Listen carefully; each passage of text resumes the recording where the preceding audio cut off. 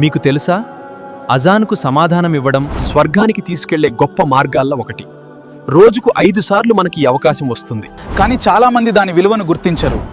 అజాన్ విన్నప్పుడు 3 ముఖ్యమైన పనులు చేయాలని దైవ ప్రవక్త మనకు బోధించారు. మొదటిది, ముఅజ్జిన్ ఏ మాటలు చెప్తాడో వాటినే మనం కూడా అనాలి. అయితే హయ్య అలస్సలా, హయ్య అలల్ ఫలాహ్ అని విన్నప్పుడు వాటిని తిరిగి చెప్పకుండా లా హౌలా వలా కువ్వత ఇల్లా బిల్లాహ్ అని చెప్పాలి.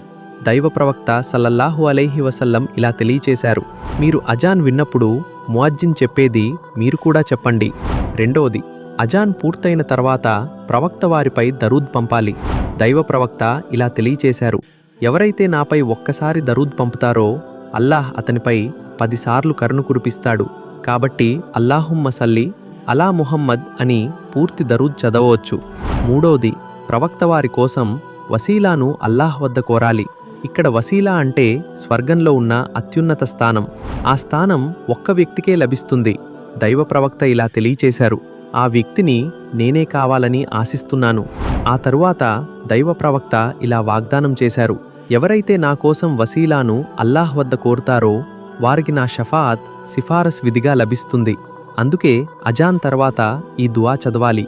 అల్లాహుమ్మ రబ్బ హాదిహి దఅవతి తామ్మ వస్సలాతిల్ ఖాయిమహ్ ఆతి ముహమ్మదనిల్ వసీలత వల్ ఫదీలహ్ వబఅద్హు మఖామన్ మహ్మూదనిల్లదీ వఅద్దహు. ఈ దువాను హృదయపూర్వకంగా చదివిన వారికి అల్లాహ్ అనుమతితో తీర్పు దినాన ప్రవక్త వారి యొక్క షఫాత్ సిఫారసు లభిస్తుంది. కాబట్టి అజాన్ వినగానే స్పందించండి, దరూద్ పంపండి, వసీలా దువా చదవండి. ఇవి అల్లాహ్ కరుణ, పాపక్షమాపణ మరియు ప్రవక్త వారి షఫాత్ను పొందే గొప్ప కారణాలు.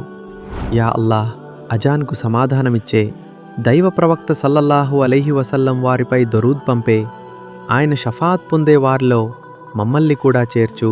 ఆమీన్. మిత్రులారా, ఈ వీడియో ఎక్కువ మందికి షేర్ చేయండి. దీని ప్రతిఫలం మీకు కూడా లభిస్తుంది. మరిన్ని వీడియోస్ కోసం సబ్స్క్రైబ్ చేసుకోవడం మరవకండి.